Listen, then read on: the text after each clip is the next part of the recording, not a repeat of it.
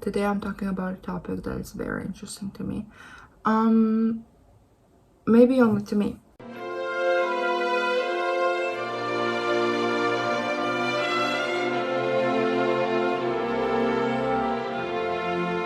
What is grunge chic and why is it becoming so popular these days? I'm talking about like Hedi, Slimane and Demeulemeester, Owens, Calvin Klein, Helmut Lang. I did a pretty good amount of research for this video, and it is nuanced as well. Yeah, let's get started. Welcome to my channel. Subscribe, like, now. The resurgence of indie sleaze has brought back grunge. It's nothing new. The pendulum swings every 20 to 10 years. I believe there's always going to be a grunge influence in fashion. Grunge is messy and all over the place, meanwhile chic is classy and elegant. So let's ask the age-old question. Will it chic? Will it chic? There are brands that stand out in this style, more so because of the resurgence of more dark aesthetics. Chic gave us more dark colors because I feel like the epitome of chic would be like Calvin Klein and 90s minimalism. The brands, I'm going to go over them quickly. And Demeulemeester, Hedi, Slimane, Owens, Calvin Klein and Helmut Lang. So the dark chic high fashion look that is kind of sweeping the fashion industry right now is very clean. So how can we connect that to grunge? And can we? Grunge was originally the I don't care style, kind of silly to call it style because it wasn't style. Baggy leather jackets, sweaters, band shirts, pants or jeans with holes, black dirty boots, dark, original and untidy. And it was not as glorified at the time. And the chic placed in the grunge of today is trying to pick up the pieces of the holy mess that grunge is. And the jackets are more fitted, pants are tighter, more leather, more elegant, boots with heels. I see boots with heels that are simplistic but might be decorated in some way or have something very special on them. So the grunge chic fashion would be the clean image of grunge. More high fashion and lo and behold, chic. Let's start with Demeulemeester. She has been acquiring so many fans recently, as well as Slimane. I think it's well deserved because I really like some of her looks. There's like a rhythm with the boots. There's always a knee-high boot in her runway looks. I love this one boot. It's called the triple lace boot, and I think that's where she gained a lot of popularity in the 2020s. So every brand that I talk about is going to get their own alternative brand that resembles their style or would fit into this narrative, the narrative being grunge chic. So I chose Tom Ford for Gucci 2002. If you love Demeulemeester, you would probably love this Gucci show from 2002. I just think that the pieces are beautiful. I think the most recognizable piece of clothing, well, in this case is jewelry, is the little black cross. I just think that this just fits beautifully in this category. It just has the parallels to Demeulemeester and her work. Another one that I chose is Limifeu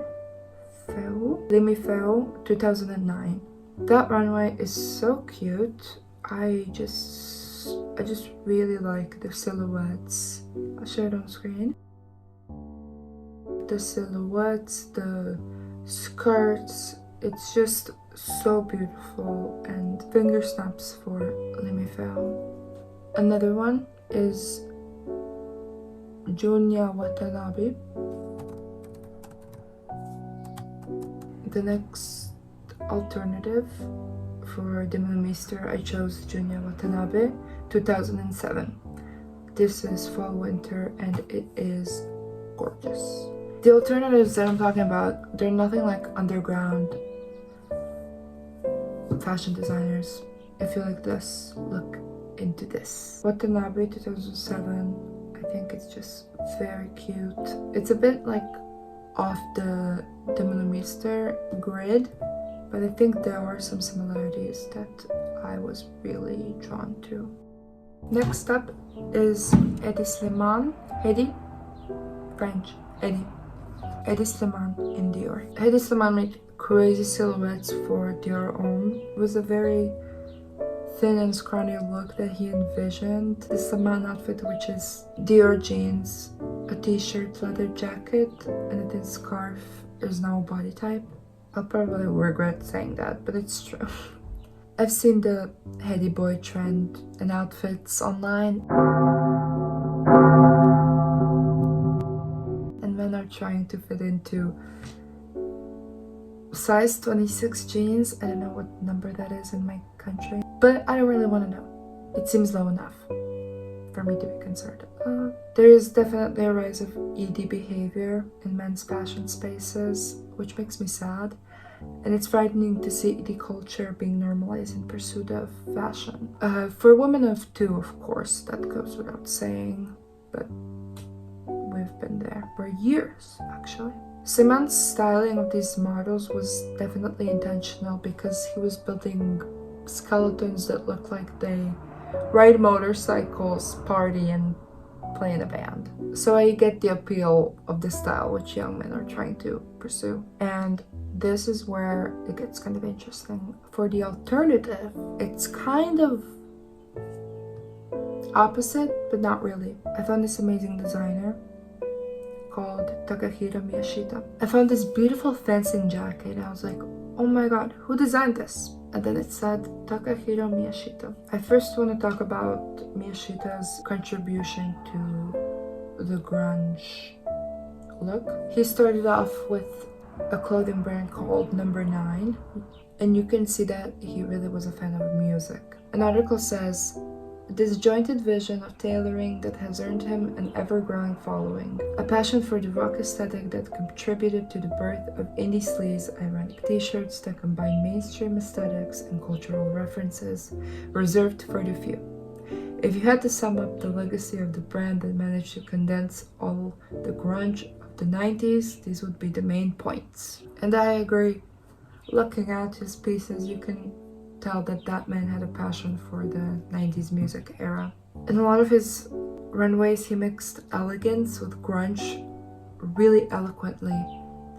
Something that is kinda the grunge chic look, but not really. But it's really hard to achieve. The alternative that I originally wanted to show you is his Noir collection for Number 9, and it's beautiful. Also, another fun fact, Takahiro Miyashita left Number 9 and started his own brand called Takahiro Miyashita the Soloist. Rolls right off the tongue, you know. Next, the well-known and beloved Rick Owens. Don't crucify me, but I don't really get the hype with Rick Owens. Flashy, minimalistic, known for his shoes in the mainstream. I think Rick Owens really helped the style come back in a more refined way. He definitely implements that 2000s rock star look in a lot of his runways. Some of them are more interesting. He does have more drapey looks which contribute to the sleeves. So for the alternative, I chose Yohji Yamamoto clothing and Andreji, a well-known Japanese designer that heavily uses black clothing and androgynous silhouettes to express his point of view in fashion. He has beautiful runway looks and some more avant-garde looks. He's one of my favorite designers because of the emphasis on the androgynous silhouette. I really fuck with that heavy. He makes all types of clothes, beautiful dresses, and just gorgeous silhouettes that I'm drawn to. Yamamoto has more of a polished look than Owens, but I found some pieces of clothing that really make him a good contender for the inspiration of this video. Leather jackets, drapey sweaters, ironic t-shirts. I feel like Yohji Yamamoto is all of the names combined in this video, except in his area there was no smoking allowed. But that's cigarette away. Calvin Klein, 90s minimalism. Calvin Klein is almost like the foundation of this style. It's the simplicity and sleekness of it all. I'm not going to talk much about Calvin Klein because I feel like everybody knows Calvin Klein. So for his alternative, I chose Jill Sander. I think that all of her looks are just so beautiful, minimalistic, and oh my god, so chic and glamorous. I just love it. Love it. So many beautiful pieces that fit in with this Calvin Klein mold. The Jill Sander of it all looks more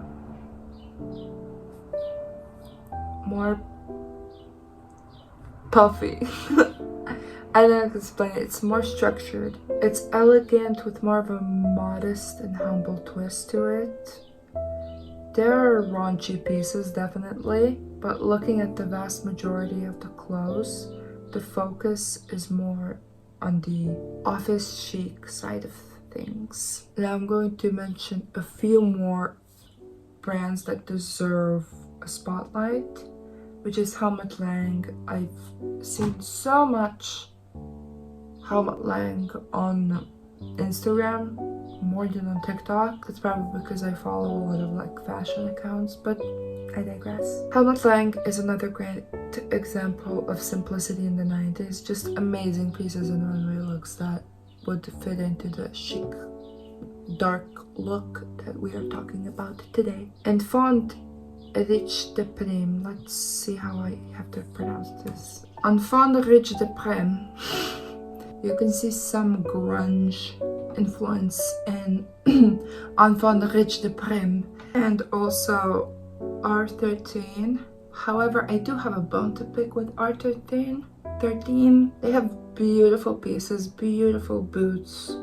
I'll give them that. But it kind of shouts, look, I am punk. While, for example, Miyashita's work is an ode to a subculture or music genre. You can't really take a subculture and just copy paste it on your work, especially for punk, because punk is like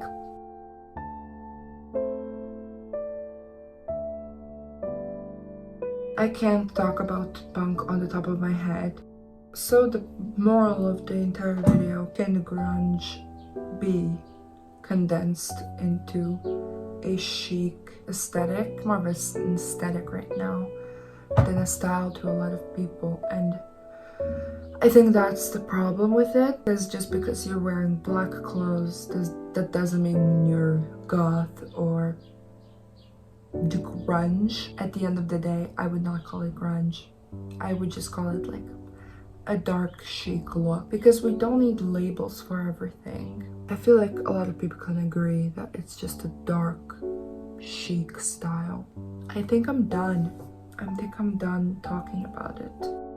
Thank you so much for watching this video. I don't know when I'm going to record again. Maybe soon. But make sure to like, make sure to subscribe if you like my videos, if you like my hair, if you like my face. All of those silly and nice things. And I'll see you in my next video. I don't know when that's going to be. But I hope you enjoyed. And bye!